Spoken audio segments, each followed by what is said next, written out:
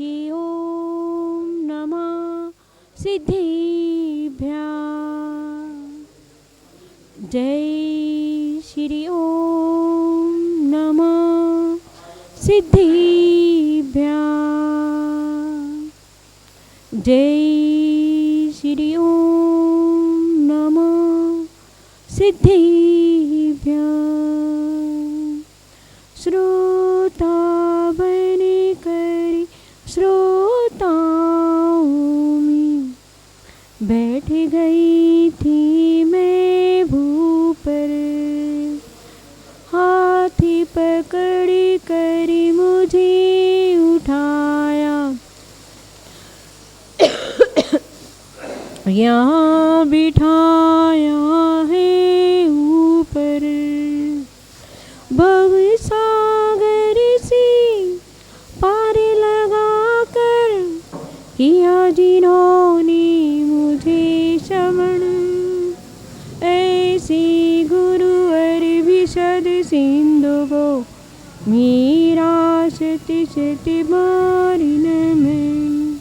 ऐसे गुरुवर विशद सिंधु को मेरा शति शति नारी नमन।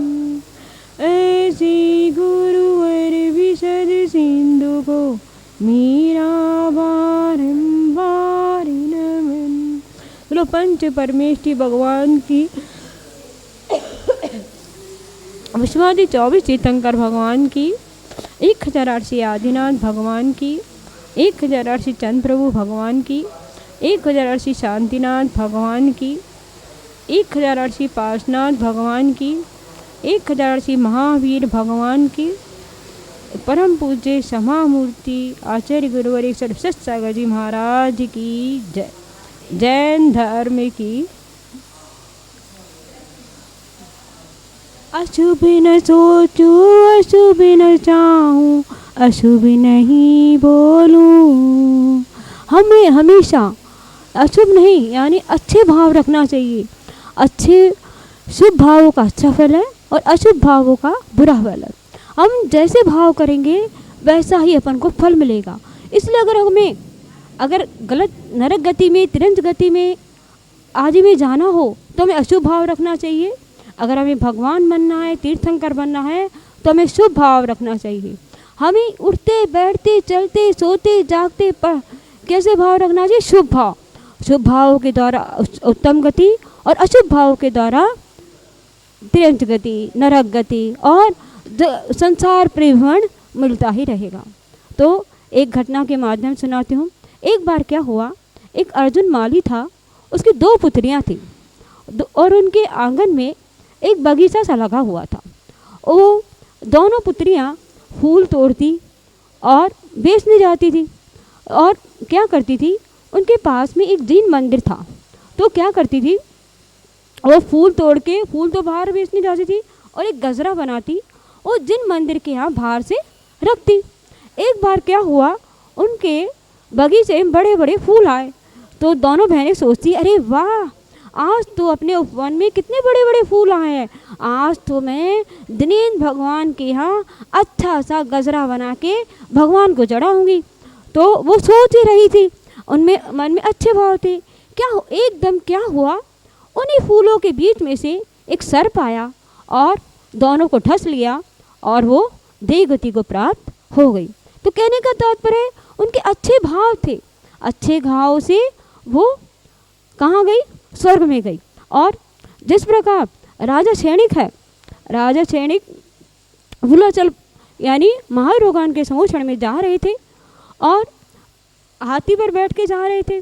और क्या हुआ, एक मेंढक था, वो भी सोचता है मैं भी 3 लोक की वंदना करने जाऊंगा, अपने मन में भाव बनाता है और उसे एक फूल दिखता है, वो फूल तोड़ता है, वो भी फुदक फुदक के वो भी सोचता है मैं भी 3 लोक की वंदना करने जा रहा हूँ।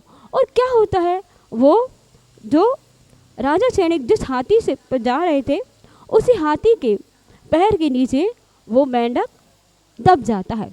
वो मेंढक दब जाता है, मेंढक दब जाने के कारण कहाँ जाता है? स्वर्ग में जाता है। तो कहने का तात्पर्य है, उसके शुभ भाव थे, तिरंज गति का जीव भी शुभ भाव बनाता है तो कहाँ चला जाता है? स्वर्ग में चला जाता है। तो अपन को हमेशा शुभ भाव बनाना चाहिए, अशुभ भाव नहीं बनाना चाहिए। अपन को मनुष्य गति, जैन कुल और पांचों इंद्रिया सब कुछ मिला है, तो इसको अपन को फालतू में बर्बाद न करके शुभ भावना करके एक दिन भगवान बनना है, तीर्थंकर बनना है। तो इसलिए हमें शुभ भाव रखना चाहिए। जब पंच परमेष्टि देखो पूरे समय विधान लिख लेते हैं, जिसका शुभ चिंतन शुभ भाव होगा वो ही लिख सकता है। कई लोग कहते हैं जिसमें एकाग्रता होगी वो ही लिख सकता है, और वो कोई गलती नहीं लिखते। कोई यानी एक पेज को दोबारा जो लिखा हुआ वो ही छप जाता है, उनको बार बार काटना नहीं पड़ता।